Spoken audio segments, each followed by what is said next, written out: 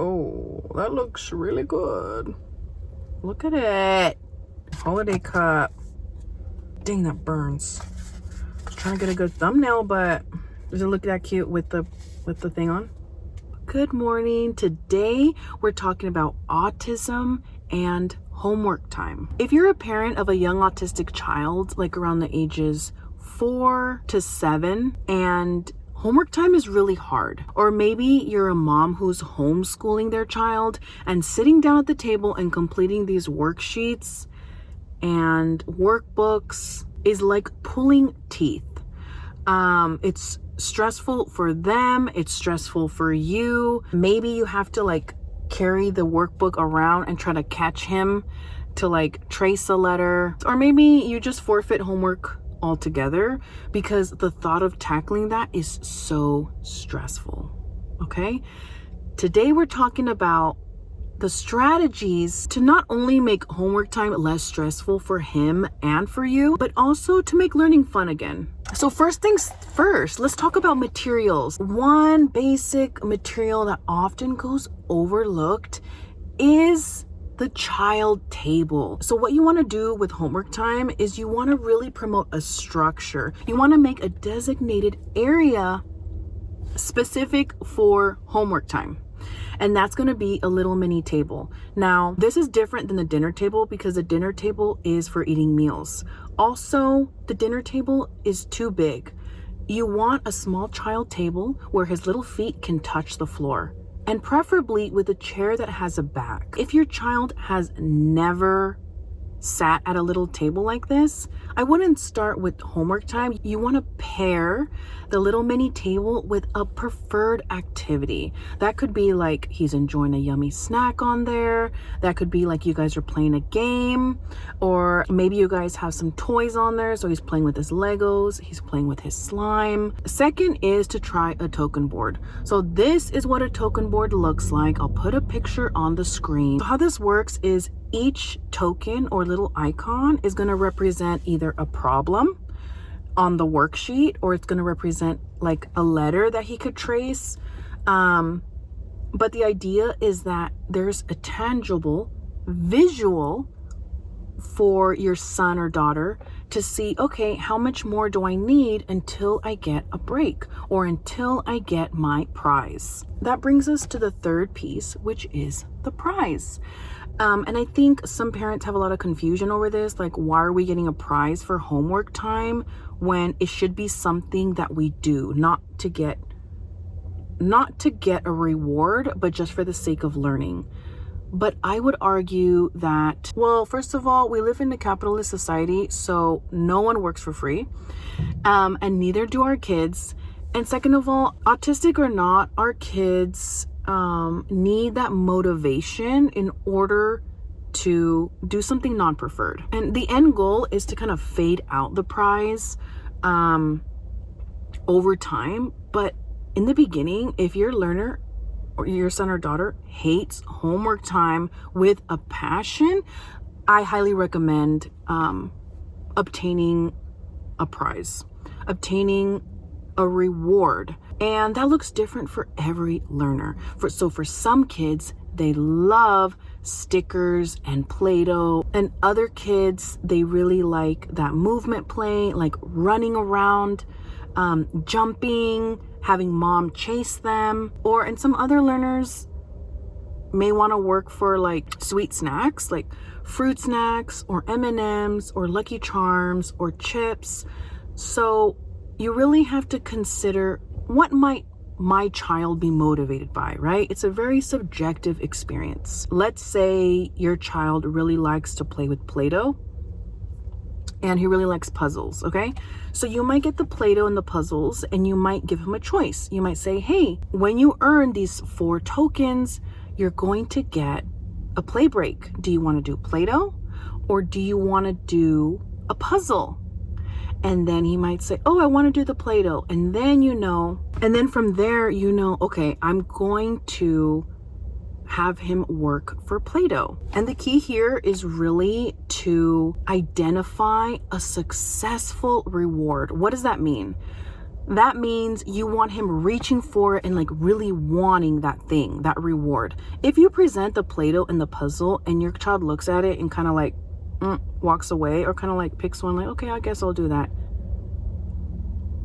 the homework time is going to fail. It's not going to be fun. It needs to be something that's enticing and something that your child actually wants. And how do you assess if he really wants it? He'll be smiling. He'll be reaching for it. He might say, I want to do that thing. And that's your cue. You're like, ooh, I have something powerful. Okay, so you have the table, you have the token board set up, you have the prize, the reward, okay? So now you're ready. So it's all this setup, all this preparation. It's not just jump in and kind of give him the pencil and you start working, right?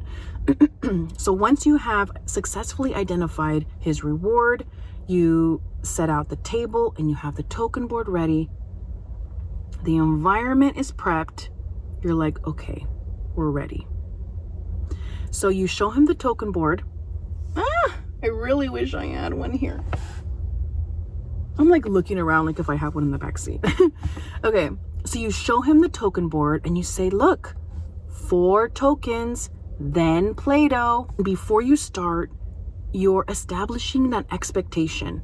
This is how much little work tasks you have until you get the Play-Doh.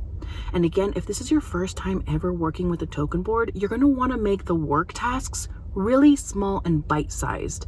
So instead of a whole worksheet page that represents a token, one token might represent literally him tracing 1 letter. Good, give him a token, okay? Slap that token on there. Awesome job, 3 more, and then we get Play-Doh time. So you're consistently reminding him what he's working for, especially if he gets off task. So let's say he gets distracted and he's like looking around, he wants to get up. Remind him what he's working for. So show him that visual token board. Hey, look, bud, 3 more, and then we get to make Play-Doh. I wonder if we're gonna make a butterfly with the Play-Doh, or are we gonna make a pizza and then we can cut it up and eat it? What do you think? So again, you're reminding him, hey, this is what you're working for. Like eye on the prize, right? So us adults, we don't need to be reminded what we're working for. We're working for money. We're working for a paycheck. But with our kids, we want to be mindful to remind them what they're working for, because it keeps them focused and it keeps the motivation present. It keeps learning fun. Okay? Because who doesn't like to have something to look forward to after this really yucky, boring task? So he has 3 tokens on the board. Let's say it's getting really hard right now and we're getting really squirrely. We want to get up. We're zoning out. We're not looking at the page anymore. It might be time for a movement break. And that could mean jumping really fast. That could mean playing music and getting the wiggles out. That could mean jumping on the couch if you're comfortable with that. Running around the kitchen island. That could mean jumping on an indoor mini trampoline if you have that. It should be high energy, fast pace. I would do the movement break for like maybe 2 minutes or so. And while his blood is pumping and he's excited, transition, run back to the table to complete that last token. Okay? So what we're doing here is we're promoting some structure. We're promoting that accountability. 4 tokens equals Play-Doh time. So he comes back to the table, and then you might want to and then remind him what he's working for again. Last token. And then you get Play-Doh time. Trace that last letter, grant him the token, move that worksheet off of the table, do a quick Play-Doh break. So what you're doing is you're really promoting homework time and presenting it in a way where there's bite-sized pieces so it's not too overwhelming. And after this process, you'll repeat. If it's too hard, if it's like pulling teeth to get 1 or 2 tokens, it might be because the work task you're requiring for each token is too hard. So try to reduce it and make it a little easier. It should be quick wins. It should be like boom, boom, boom, one thing after the other. The tokens, the whole token board of 5 tokens should take no more than 6 minutes. It's very short. Last If all fails and you're like, I've tried everything, this still isn't working, it's really hard, ask for an accommodation. Really promoting that quality over quantity.